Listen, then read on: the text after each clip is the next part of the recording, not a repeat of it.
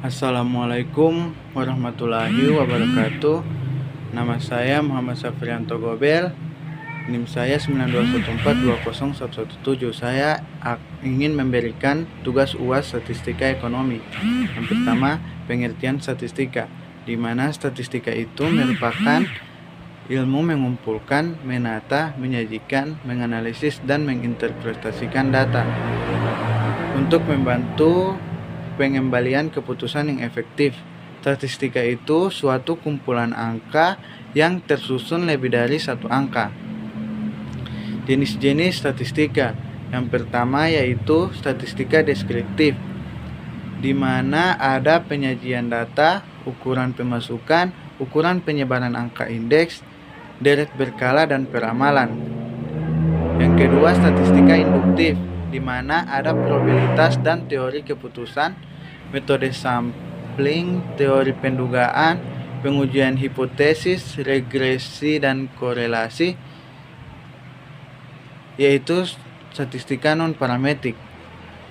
Kemudian perbedaan populasi dan sampel. Yang pertama yaitu populasi adalah sebuah kumpulan dari semua kemungkinan orang-orang, benda-benda, dan ukuran lain dari objek yang menjadi perhatian. Contohnya seperti seminar aplikasi statistik dalam praktek 2 bisnis. Sedangkan sampel adalah suatu bagian dari populasi tertentu yang menjadi perhatian. Contohnya laporan keuangan 4 perusahaan yang terdaftar di Bursa Efek Jakarta dari total 360 perusahaan yang terdaftar. Kemudian jenis-jenis data kualitatif. Yang pertama yaitu jenis kelamin, warna kesayangan, dan asal suku. Yang kedua yaitu data kuantitatif. Di dalam data kuantitatif ini ada dua bagian. Yang pertama data diskrit, di mana ada jumlah mobil, jumlah staf, dan jumlah TV. Bagian yang kedua yaitu data kontinu, ada berat badan, jarak kota, dan luas rumah. Kemudian sumber data statistika, ada dua bagian. Yang pertama data primer, yaitu wawancara langsung, wawancara tidak langsung, pengisian kuesioner, dan observasi atau pengamatan.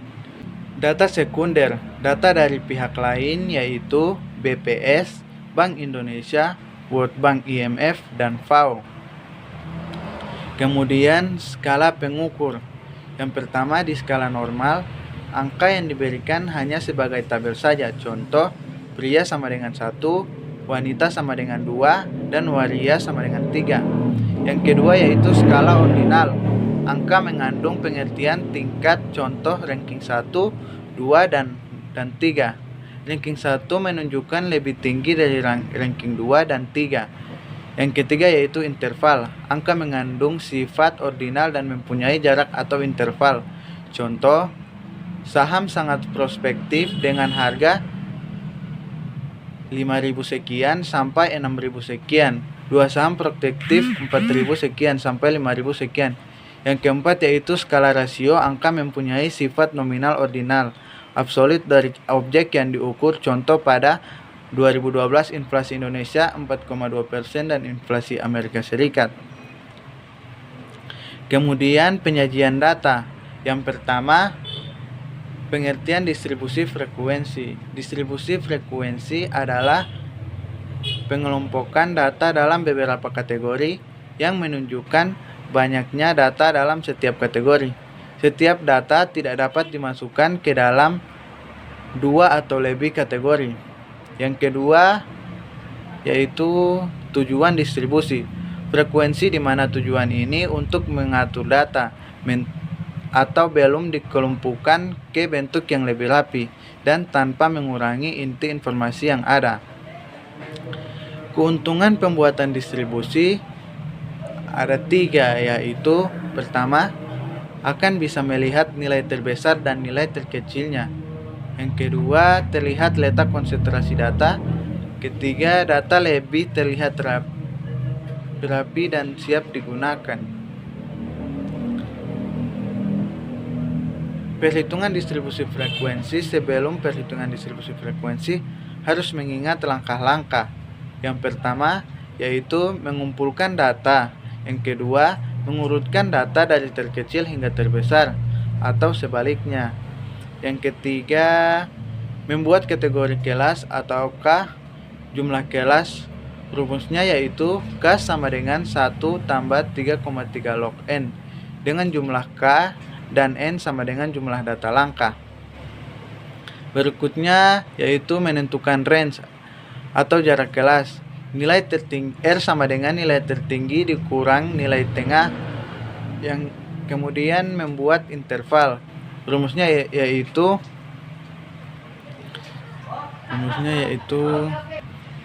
rumus dari interval yaitu nilai tinggi dikurang dengan nilai rendah. Berikutnya ada ukuran pemusatan. Yang pertama yaitu mean. Jadi mean adalah nilai tengah dan di mana mean terbagi menjadi dua, yaitu data tunggal dan data berkelompok.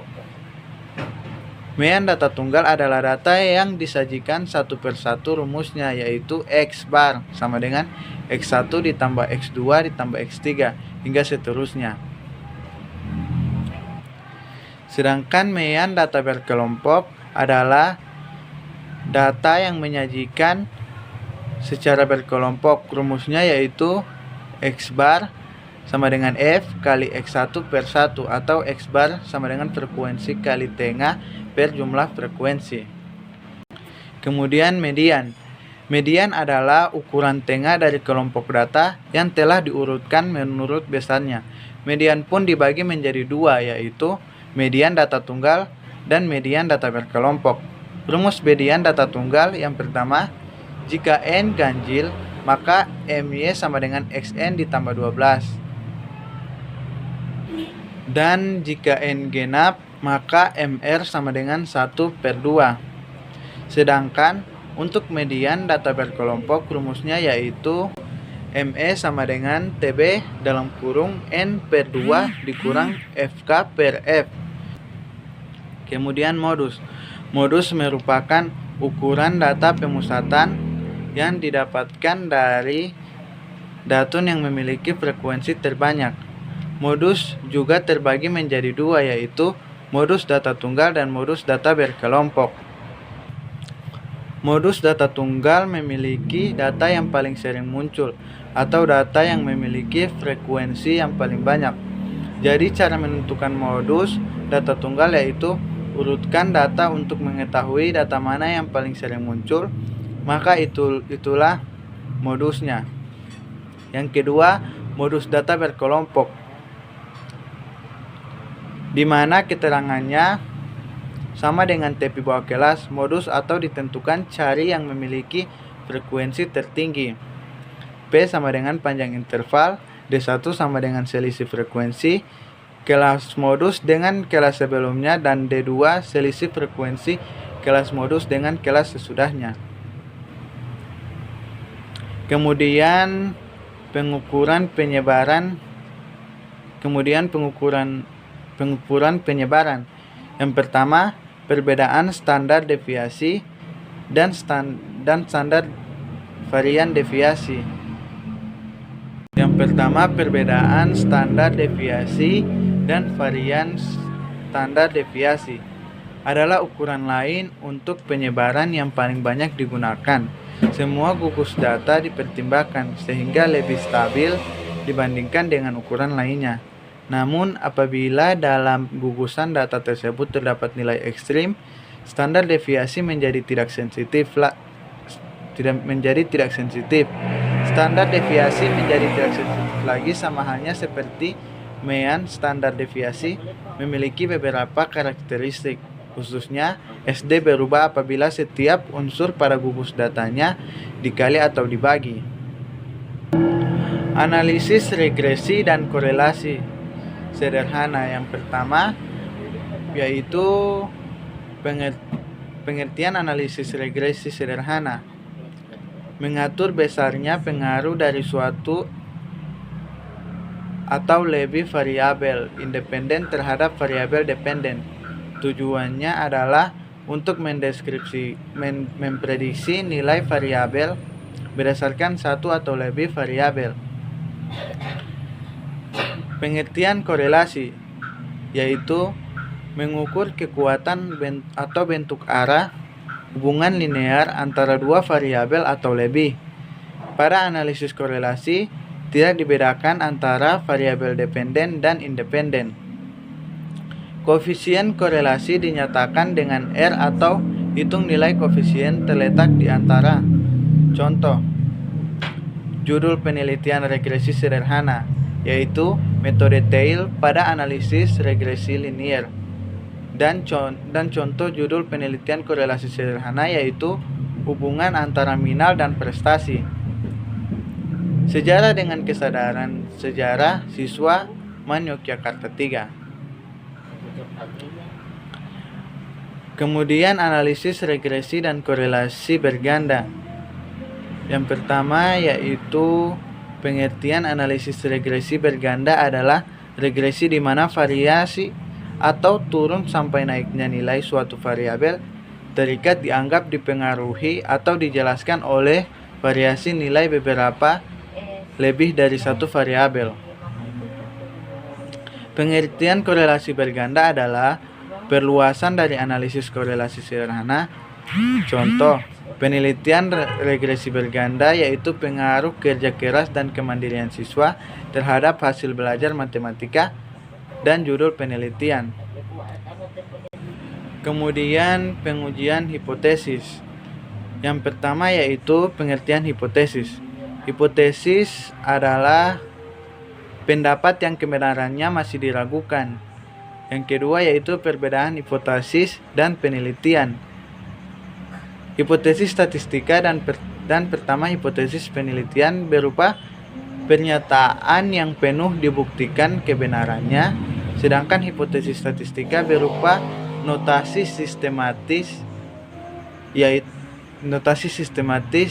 perbedaan HO dan HA. Yang pertama yaitu HAKO atau hipotesis nol, statistik yang akan diuji atau dites, sedangkan H hipotesis alternatif, kebalikan dari hipotesis nol atau HO. Macam-macam hipotesis penelitian beserta dengan contohnya. Yang pertama hipotesis deskriptif. Contohnya seorang peneliti ingin mengetahui apakah bakso di restoran Bakso Idola Malang mengandung boraks atau tidak. Yang kedua yaitu hipotesis komparatif. Contohnya seorang peneliti hendak mengetahui bagaimana sikap loyal antara pendukung klub sepak bola dengan Manchester jika dibandingkan dengan sikap loyal pendukung klub sepak bola. Apakah pendukung memiliki tingkat loyalitas yang sama ataukah berbeda? Yang ketiga yaitu hipotesis asosiatif. Contohnya seorang peneliti ingin mengetahui apakah sinetron berjudul Anak Jalanan memengaruhi gaya remaja laki-laki dalam mengendarai motor. Kemudian yang keempat yaitu hipotesis kasual. Contohnya Anda akan meneliti apakah KB hormonal Anda berpengaruh dalam kejadian kanker leher rahim. Kemudian ciri-ciri hipotesis yang baik. Yang pertama harus mengatakan hubungan, harus dengan sesuai fakta, harus berhubungan dengan ilmu serta sesuai dengan tumbuhnya, harus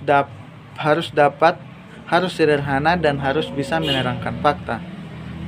Yang terakhir yaitu perumusan hipotesis, teori sebagai acuan perumusan hipotesis dan fakta ilmiah sebagai acuan perumusan hipotesis.